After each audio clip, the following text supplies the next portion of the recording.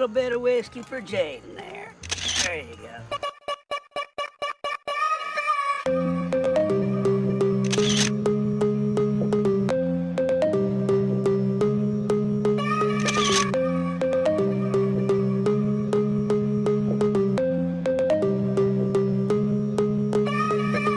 Got big golden night. She's hitting all the legs. She sees the vision rolling. Couple line after line. See how she looks like trouble. See how she dances and she sips the Coca-Cola. She gets up the differences. Halo Ergomates! Selamat datang di Laboratorium Perancangan Sistem Kerja dan Ergonomi 2026. Di video kali ini kita akan membahas prosedur praktikum modul 4 yakni Fisiologi Kerja. Perkenalkan, aku Mirza dan aku Syeida yang akan menemani kalian selama praktikum modul 4 ini. Pada praktikum modul 4 Fisiologi Kerja ini, kalian sebagai praktikan akan melakukan pengukuran denyut jantung, konsumsi oksigen secara tidak langsung, energi ekspenditur, dan menentukan waktu istirahat yang optimal bagi operator. Jadi, pastikan kalian menyimak video ini sampai selesai karena prosedur praktikum, pengolahan data, dan tugas pendahuluan akan dijelaskan lebih lanjut dalam video ini. Peralatan yang diperlukan untuk praktikum modul 4 yaitu 1 oximeter, 2 stopwatch, 3 lembar pengamatan, 4 papan dada, dan 5 alat tulis. Pada praktikum kali ini akan terdapat 2 pos, yaitu pos pengukuran denyut jantung dan pos kekuatan genggaman otot. Tiap kelompok praktikan akan melakukan praktikum secara berurutan, mulai dari pos pengukuran denyut jantung dan dilanjutkan ke pos kekuatan genggaman otot. Pada pos pengukuran denyut jantung, praktikan pertama bertugas sebagai operator, sedangkan praktikan kedua bertugas mengisi lembar pengamatan. Sebelum memulai aktivitas di treadmill maupun sepeda statis, operator akan melakukan pengukuran denyut jantung sebelum beraktivitas. Kemudian, operator melakukan aktivitas di treadmill maupun sepeda statis selama 3 menit dengan pengukuran denyut jantung dilakukan di menit pertama dan ketiga. Hal tersebut dilakukan untuk mengetahui perubahan denyut jantung sebelum dan sesudah melakukan aktivitas. Pengukuran denyut jantung untuk kelompok praktikan sepeda statis juga dilakukan dengan cara yang serupa. Setelah aktivitas berakhir, operator akan melakukan pengukuran denyut jantung istirahat pada menit pertama, kedua, dan ketiga.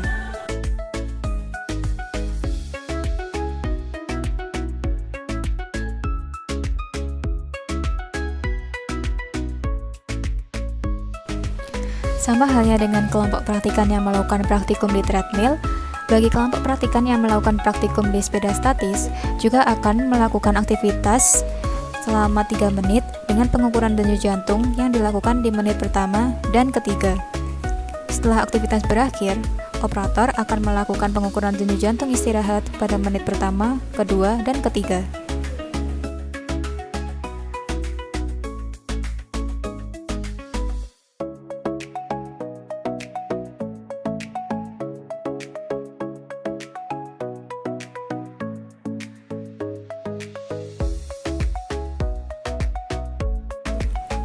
Kelompok praktikan yang telah melakukan praktikum di pos pertama akan menuju ke pos kedua, yaitu pos hand dynamometer untuk melakukan praktikum pengukuran kekuatan otot.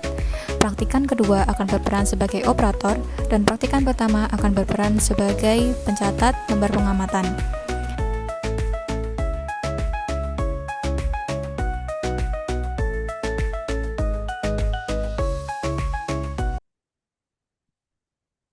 Halo Ergomates, kenalin aku Mirza yang akan menjadi penanggung jawab praktikum modul 4 yaitu Fisiologi Kerja. Nah, untuk pengolahan datanya sendiri, kalian harus menyiapkan file Excel terlebih dahulu.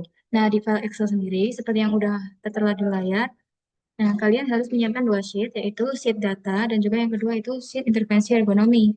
Nah, sheet data sendiri akan aku jelaskan di video pembelajaran kali ini, namun untuk sheet intervensi ergonomi akan aku jelaskan bersamaan dengan pegangan laporan resmi. Oke. Nah, pertama-tama kalian harus memasukkan data pengamatan kalian di sheet data ini, termasuk sudah kalian cantumkan juga untuk data praktikum kalian yang asli, yang udah kalian jadikan satu dengan data pengamatan yang kalian dapatkan dari website. Lalu, kalian copy. Dan kalian juga jangan lupa sebelumnya harus install software Minitab. Lalu kalian buka software Minitab-nya. Kalian perlu open atau new worksheet. Setelah itu kalian paste. Nah, di sini kita akan melakukan pengolahan data dengan menggunakan UGT atau khususnya yaitu one sample t-test dan juga two sample t-test. One sample t-test akan kita gunakan untuk mengukur denyut jantung sebelum dan sesudah, sedangkan untuk two sample t-test akan kita gunakan untuk kekuatan yang kalian lakukan ketika praktikum, yaitu khususnya pada saat posisi duduk dan berdiri di derajat 90 dan juga 180 derajat. Nah, kenapa kok kita pakai uji T bukan uji Z? Karena data yang kita gunakan itu adalah N kurang dari 30, serta simpangan baku yang kita gunakan atau yang ada di dalam data kita itu tidak diketahui. Maka kita menggunakan uji T. Nah, langsung saja kita klik Start. Kita pilih Basic Statistik. Lalu kita pilih One Sample T. Kemudian kita pilih yang ini, One or More Samples. Nah, kalian input lagi. Nah, inputnya seperti ini. Dan klik Shift, setelah itu klik yang sesudah, select. Nah, untuk perform hypothesis testnya jangan lupa dicentang, dan kalian isi 90. Nah, nilai 90 ini dari mana, Kak? Nilai 90 ini adalah asumsi kita terkait dengan denyut jantung sebelum dan sesudah. Kalau kita klik juga yang option untuk mengetahui confidence levelnya apakah sudah 95, dan yap, sudah 95, kita klik OK. Lalu kita klik OK. Nah, ini sudah keluar hasilnya. Yang perlu kalian analisis adalah p-value. Nah, ini kan untuk yang nilai sesudah kan 0,000. Nah, 0,000 itu kan perlu kita ubah untuk kita tahu berapa nilai sebenarnya. Dapat. Apa lagi?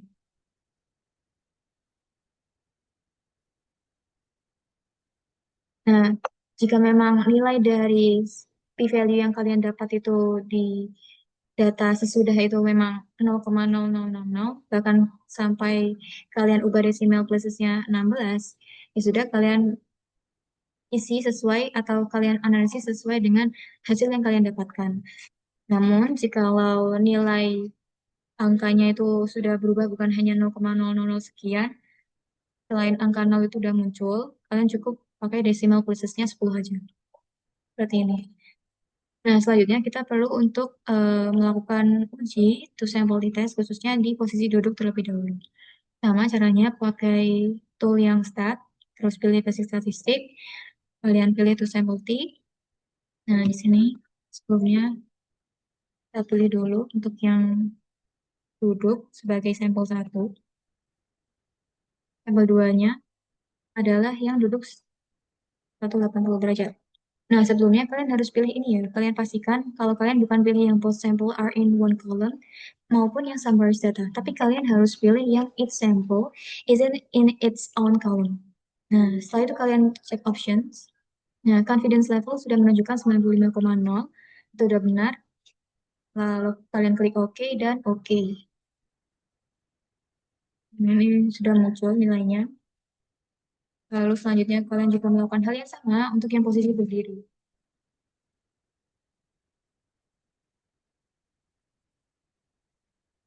Nah, ini kalian pilih yang 90 untuk yang berdiri 90 di sampel 1.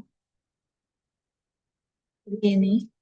Untuk berdiri 180 itu masuk di yang sampel 2. Kalian cek lagi untuk yang confidence levelnya. Oh ya, oke, aman. Setelah itu kalian klik OK dan OK. Nah, udah muncul hasilnya.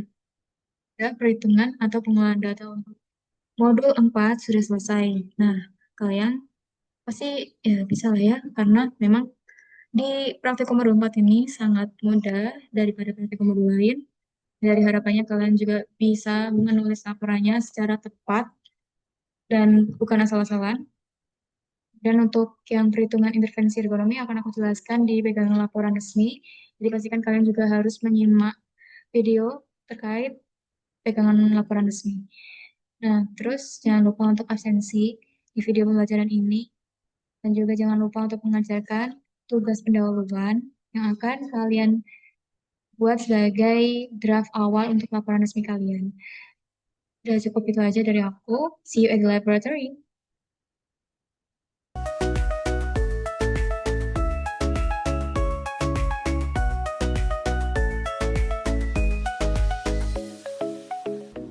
Sekian video pembelajaran praktikum modul 4 Fisiologi Kerja. Terima kasih sudah menyimak dan jangan lupa mengerjakan tugas pendahuluan. Sampai jumpa di laboratorium. Bye-bye!